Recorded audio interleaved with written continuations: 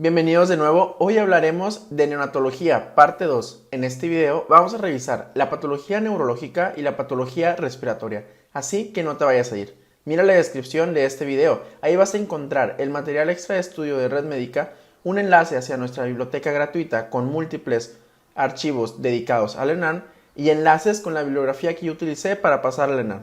Soy el Dr. Treviño y comenzamos.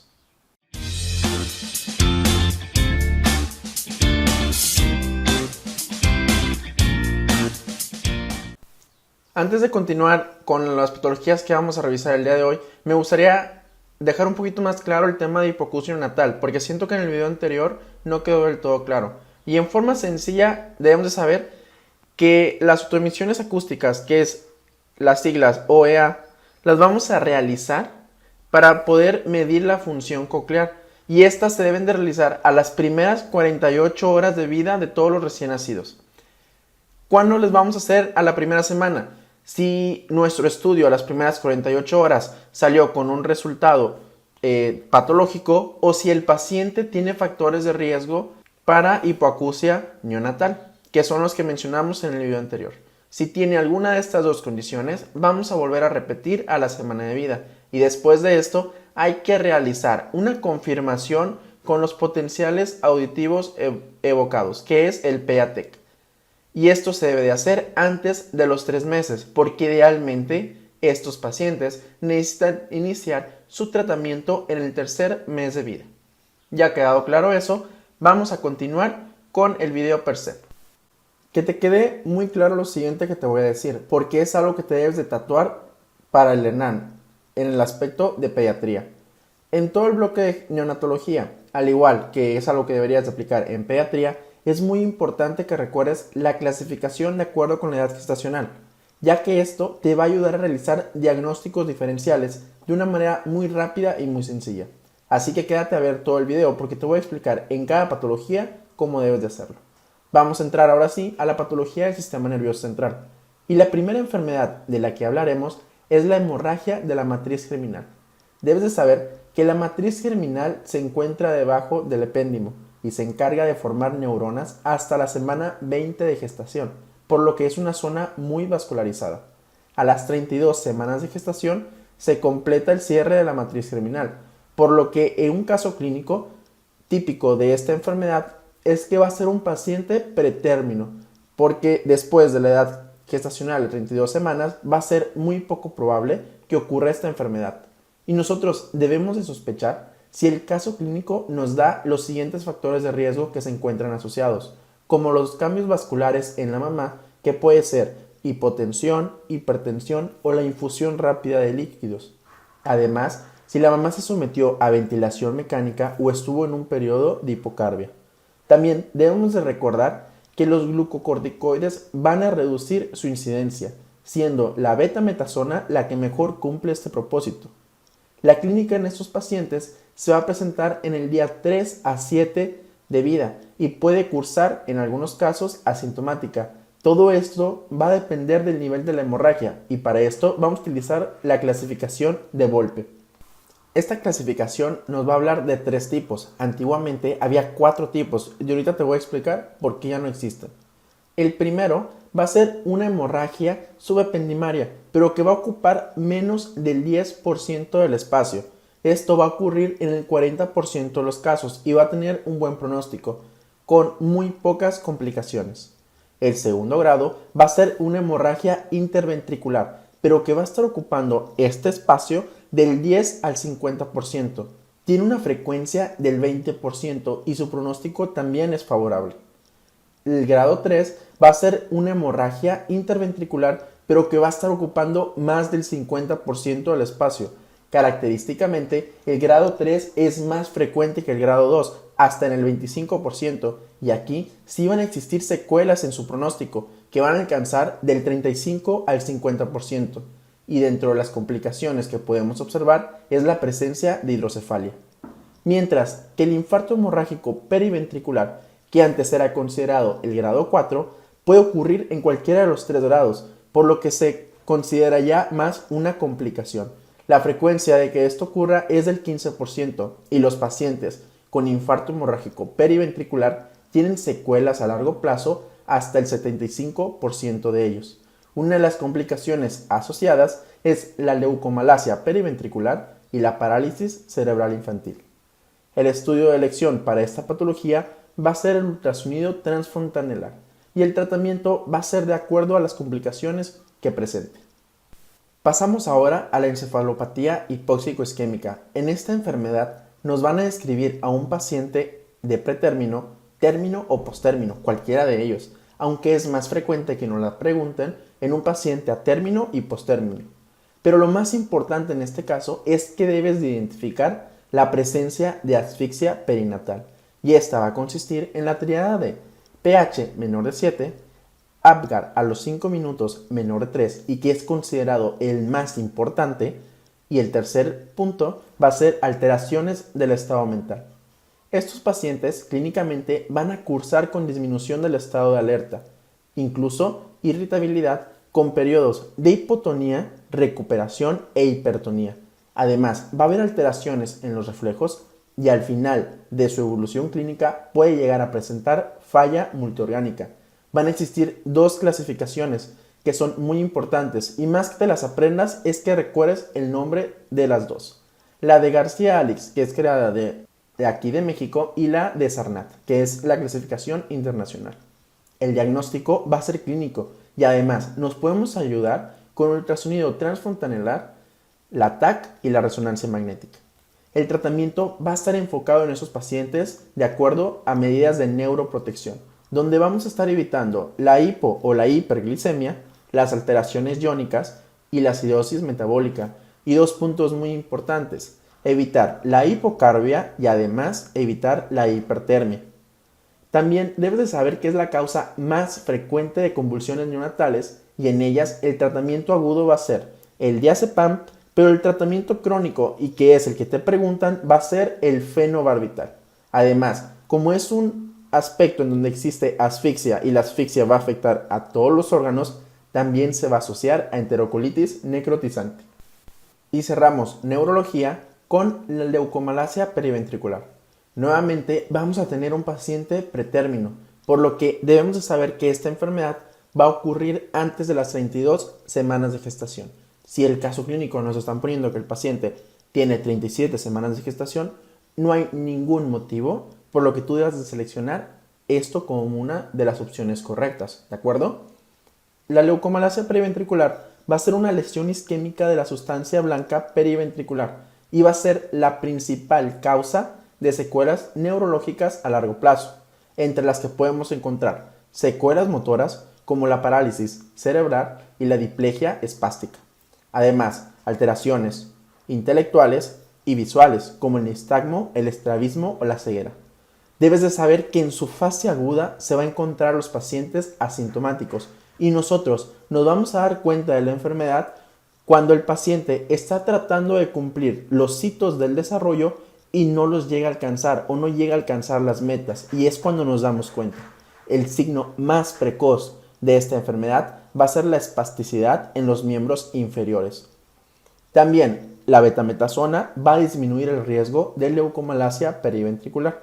Si lo asocias es porque una de las complicaciones de la hemorragia de la matriz germinal se asocia o se disminuye su incidencia con la betametasona, y eso es una complicación de la misma. La resonancia magnética va a ser útil para evaluar el grado de mielinización del sistema nervioso, y otro estudio muy útil es el ultrasonido transfontanelar. Como te das cuenta, en las tres enfermedades el ultrasonido transfontanelar, si viene como opción, deberíamos de considerarla como opción correcta. El tratamiento también va a ser referente a las complicaciones.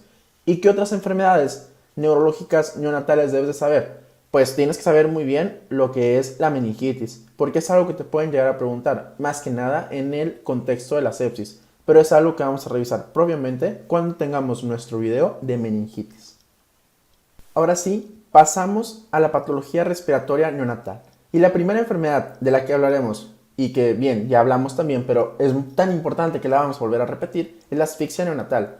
Y aquí es muy importante que te acuerdes de los criterios, porque eso es lo que te van a llegar a preguntar en el examen. Primero, acidosis metabólica con pH menor de 7, que va a ser obtenida de sangre del cordón umbilical. Segundo criterio, Apgar menor de 3 a los 5 minutos. Y el tercero es que presente alteraciones neurológicas o que tenga falla orgánica múltiple. Por otra parte, al hablar de la apnea y la prematuridad, que es algo que también te pueden llegar a preguntar, primero hay que definir el concepto de apnea y va a ser la ausencia de flujo respiratorio por más de 20 segundos. Esta puede ser central, obstructiva o mixta, y en menores de 28 semanas de gestación, su prevalencia es cercana al 100%. Las causas secundarias más frecuentes es la presencia de infecciones, anemia, dolor, fármacos o alteraciones metabólicas. Y su causa frecuente propia es la prematuridad, porque existe un mal desarrollo, o más bien aún no se encuentra totalmente desarrollado el centro respiratorio. El tratamiento en esos pacientes va a ser con estimulantes propios del centro respiratorio, donde podemos encontrar la cafeína, la teofilina, que van a ser metilxantinas. Y ahora pasamos al contexto de la dificultad respiratoria del recién nacido. Y esto se va a medir a partir del test de Silverman-Anderson, que te lo voy a poner a continuación. Va a ocurrir por una inmadurez propia del desarrollo anatómico o fisiológico, y este va a estar aumentado si existe hipotermia, asfixia neonatal, fetopatía diabética o si es un varón, o sea, que es sexo masculino. Y de esto debes de tener que, si bien ya hablamos de cómo combinar nuestras enfermedades con la edad gestacional y poder hacer un buen diagnóstico, ahora te voy a dar otro consejo para esta patología respiratoria. Además de nuestra edad gestacional que tenemos en los pacientes, también vamos a revisar cómo está su Silverman-Anderson, porque así ya tenemos un 70% mínimo de probabilidades de que tengas la respuesta correcta, si te sabes estas dos cosas. Aunque no sepas leer las radiografías, te lo aseguro que con estas dos cosas clínicas eres posible de que hagas el diagnóstico. Y para eso, primero debemos de saber qué es la clasificación de Silverman-Anderson. Esta clasificación va a constar de 5 signos, que es quejido respiratorio, respiración nasal, retracción costal, retracción esternal o concordancia tóraco-abdominal. Existen múltiples mnemotecnias, a mí la que más me gusta es la de Direke Atleti, que te la pongo a continuación.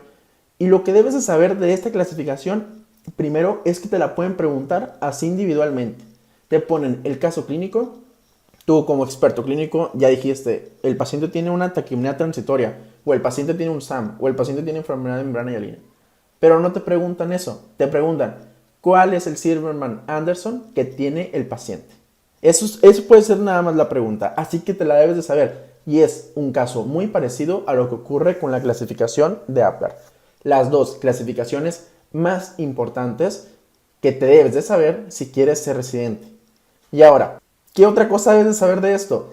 Que te pueden preguntar, al igual que con Apgar, una clasificación para que tú des el valor sin darte todos los signos.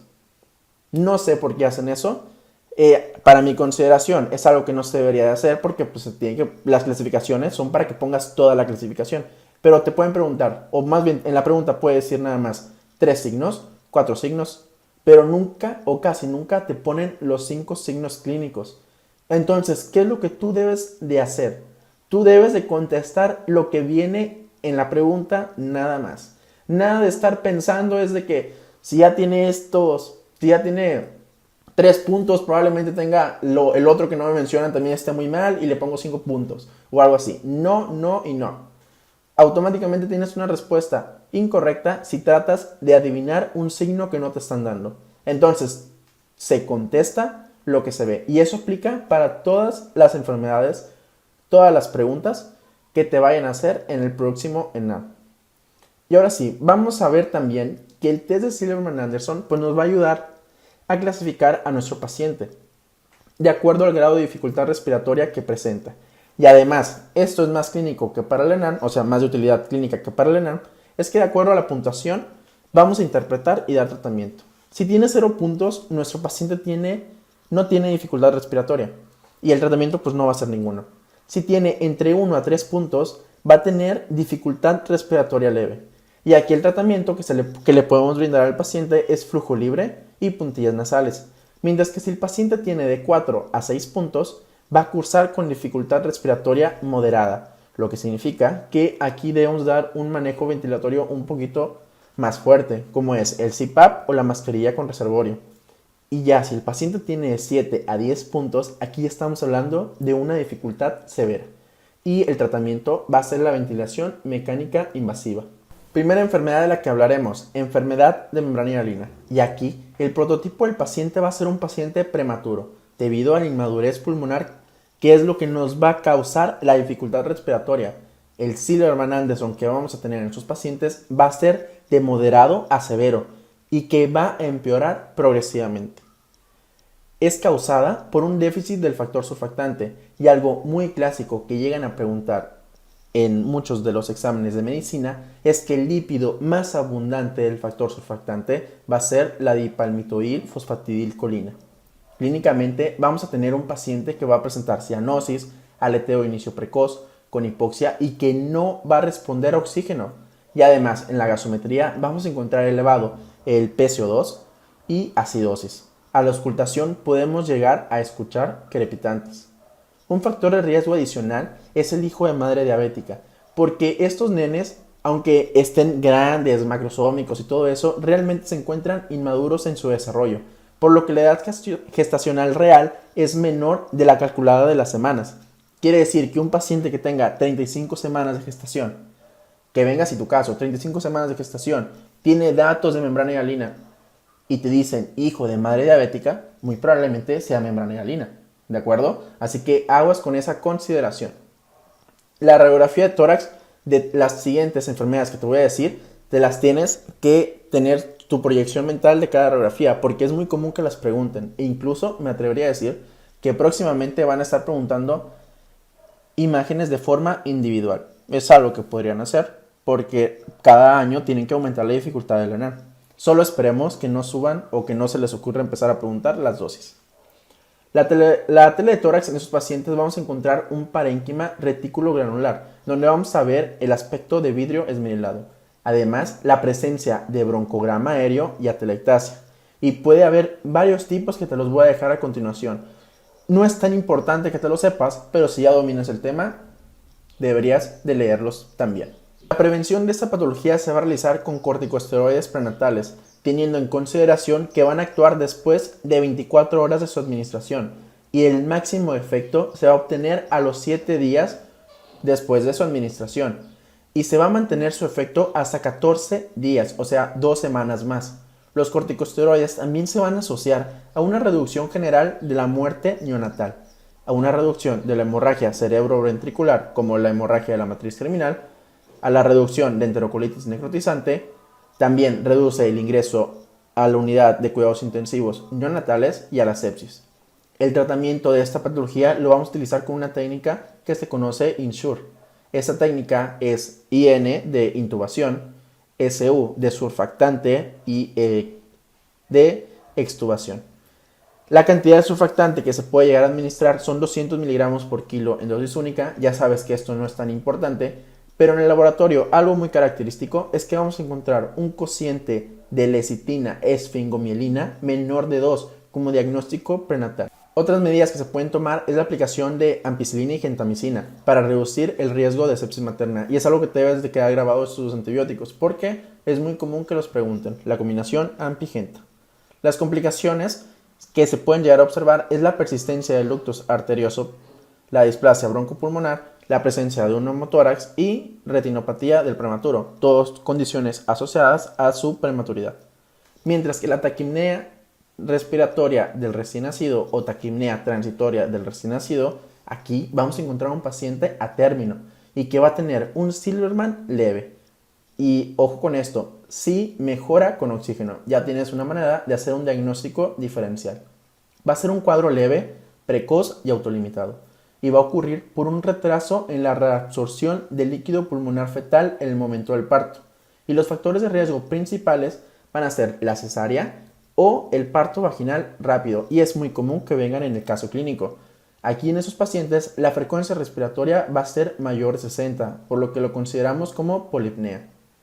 A nivel de la radiografía de tórax vamos a observar una hiperclaridad y además va a existir un aumento leve y bilateral del diámetro pulmonar con presencia de velamiento. Además, puede haber ingurgitación periliar o aumento de la trama vascular. Y muy característico, y que si tú ves una radiografía, debes de buscarlo, es la presencia de cisuritis o líquido en las cisuras. Y aquí en una flecha te señalo donde hay varias imágenes de eso. El tratamiento va a ser de acuerdo al grado de la insuficiencia que presente nuestro paciente. Si tiene leve, de Sillerman-Anderson solo va a ser la observación, no hay que dar nada. Si tiene moderado, hay que dar oxigenoterapia, que puede ser con puntas. Pero si ya es grave el daño del paciente, vamos a dar un CPAP o ventilación mecánica. La resolución completa de esta enfermedad se va a presentar después de 24 a 72 horas, o sea, en 3 días el nene ya está como si nada y no va a dejar secuelas a largo plazo. Mientras que el síndrome de aspiración meconial, este característico va a ser en pacientes a término y postérmino. ¿Por qué? Porque el meconio se va a producir hasta después de las 35 semanas de gestación. Entonces, antes de esta semana, muy raro que vaya a venir eso en el ENAR. O que nos vayan a poner un caso de característico de eso. Y esos pacientes van a tener un Sillerman-Anderson severo. Debes de saber que 10 al 25% de los partos van a nacer con meconio, pero menos del 5% de estos pacientes va a desarrollar un síndrome de aspiración meconial. La fisiopatología que está ocurriendo es que va a afectar el flujo aéreo expiratorio, lo que produce un efecto de válvula. Este efecto de válvula es que permite entrar el aire, pero no lo deja salir, como sucede cuando inflas un balón. Lo que va a producir una atelectasia y datos de hiperinsuflación, que va a estar relacionado al grado de la obstrucción. Clínicamente, los pacientes se van a presentar hipotónicos con hipoxemia, hipercapnia y acidosis. Y a la radiografía de tórax vamos a observar infiltrados algodonosos difusos y parcheados que van a tener un patrón en panal de abejas.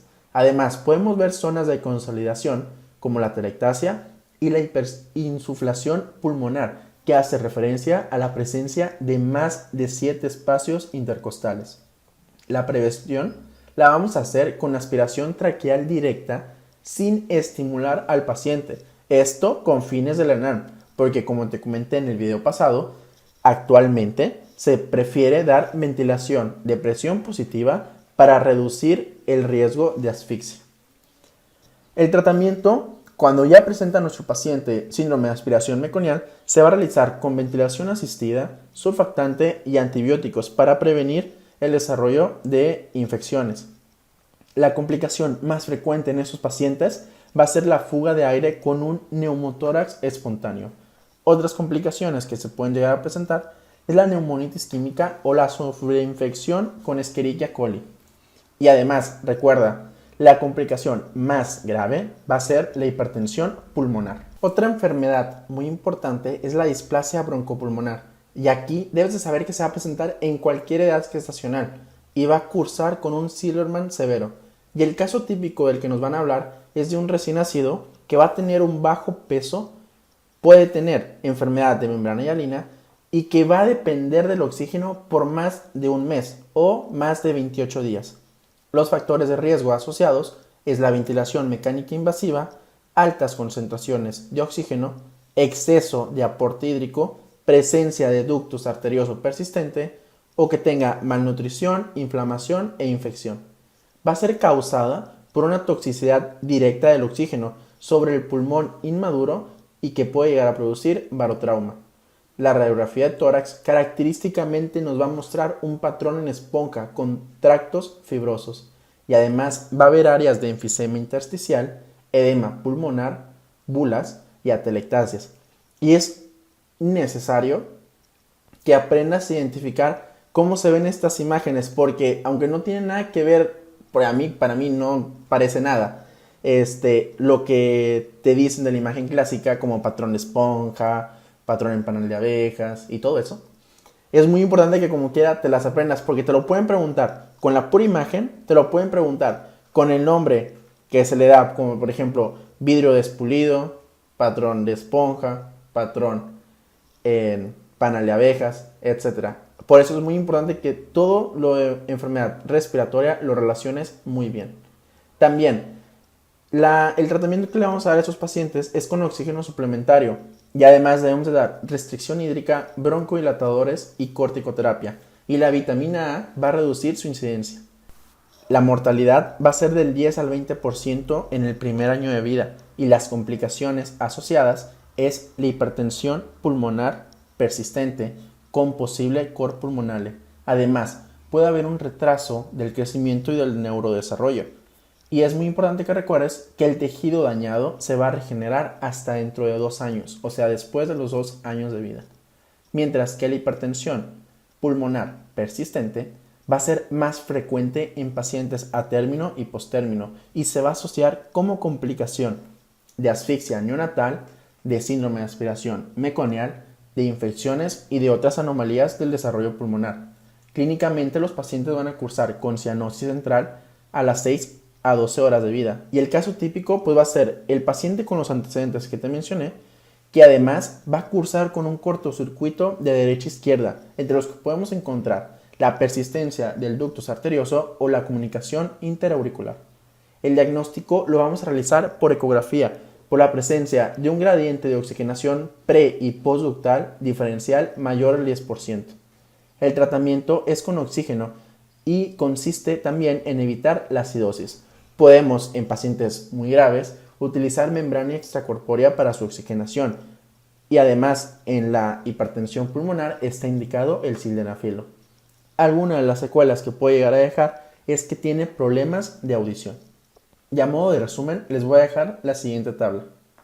Rápidamente vamos a cerrar el video con las siguientes 2 enfermedades. La primera, la hernia diafragmática congénita, otro clásico de la UNAM y que realmente es muy sencillo. Aquí vamos a tener 3 tipos de hernias que debes de saber, de acuerdo a la anatomía propia del diafragma. La hernia de hiato, la hernia anterior o de Morgagni, esta va a ser rara que sea congénita, es más frecuente en los adultos. Se va a presentar de forma anterior y va a predominar del lado derecho. Presenta síntomas leves y pues van a ser tardíos, mientras que la hernia posterior va a ser la de Bogdalek. Se presenta en el 85% de las hernias diafragmáticas congénitas, por lo que es la más frecuente, y va a predominar del lado izquierdo posterior. Los síntomas van a ser precoces y más graves. Y para que la recuerdes, se usa la mnemotecnia de back and left, que es muy parecido al sonido que se escucha cuando dices Bogdalek. El 30% se va a encontrar asociada a defectos del tubo neural y defectos cardíacos. Y además, esta va a ocurrir por un defecto del cierre de los conductos pleuroperitoneales posterolaterales, que va a producir como consecuencia que exista malrotación intestinal e hipoplasia pulmonar. La clínica del nacimiento va a ser dificultad respiratoria, cianosis e irritabilidad. Además, puede haber latido cardíaco a la derecha y es algo muy clásico que te lo pregunten. Podemos también encontrar abdomen excavado y disminución del murmullo vesicular. El diagnóstico prenatal pues se va a realizar con ecografía y el postnatal lo vamos a realizar con una radiografía de tórax, donde vamos a tener dextrocardia o corazón derecho y además vísceras aireadas en la zona pulmonar. Característicamente la sonda nasogástrica se va a encontrar pues totalmente enrollada porque está todo desplazado. El 60 al 70% de los pacientes van a tener alteraciones o secuelas en la función pulmonar. Y ojo con esto, el primer paso del tratamiento es la estabilización con una intubación precoz. Mientras que a las 24 a las 48 horas es cuando vamos a hacer la cirugía. Porque la forma en la que te la pueden llegar a preguntar es, ¿cuál es el siguiente paso del tratamiento del paciente? Y te ponen cirugía y ahí vamos todos a ponerle cirugía. Pues no, doctores, hay que poner intubación precoz y estabilizar al paciente. Y cerramos con atresia de Coanas. Esto se va a presentar en 1 a 7,000 recién nacidos vivos y su forma más frecuente es unilateral, donde su cuadro clínico va a ser de diagnóstico más tardío y además cursa con infección con rinorrea y congestión nasal persistente. Pero si es bilateral la atresia, va a tener cianosis central porque el bebé no puede respirar y esta cianosis se va a desaparecer cuando el bebé empieza a llorar. Otra característica que la puedes identificar o que te la pueden preguntar es que el bebé al estar comiendo se pone azul, pero después de que llora se le quita. El sitio más afectado va a ser el óseo en el 90% de los casos y el membranoso en el 10% siguiente. El diagnóstico lo realizamos con fibroscopía, tratar de meter una sonda nasogástrica pero la de elección va a ser la TAC. El tratamiento es tratar de asegurar esa vía oral con una intubación de urgencia hasta la reparación definitiva quirúrgica y se puede asociar a un síndrome muy clásico, que es el Shark, que incluye colaboma, cardiopatía, que utiliza la H de Hurt, atresia de Coanas, retraso del crecimiento y desarrollo, alteraciones genitourinarias como la criptorquidia y la hidronefrosis, sordera y malformaciones. ¿Cómo aprenderse los síndromes para neonatología? Porque son muchos síndromes. Realmente te los debes de aprender cada vez que te los preguntan. Porque esa es la única manera en la que vas a saber si el síndrome es o no es importante. Si estás haciendo un simulacro en el curso en el que estés y te preguntan ese síndrome, por algo será. Entonces, trata de aprenderte los síndromes que te preguntan. No los síndromes que lees casualmente. Porque los que lees casualmente, por alguna extraña razón, pues no te los preguntan. Y los que nunca leíste son los que te preguntan. Entonces, eso es yo lo que te podría decir. Con esto hemos terminado esta segunda parte del bloque de neonatología.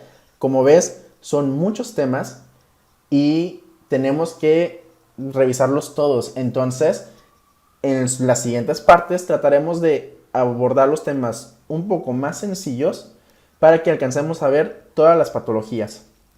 No te vayas a perder ninguna de las 4 partes porque la neonatología es muy importante para el ENARM. Y además, te agradezco muchísimo la atención prestada y el apoyo que has mostrado en los videos. Y te invito a que adquieras el material extra de estudio de pediatría si estás interesado. Todos los links los vas a encontrar en la descripción.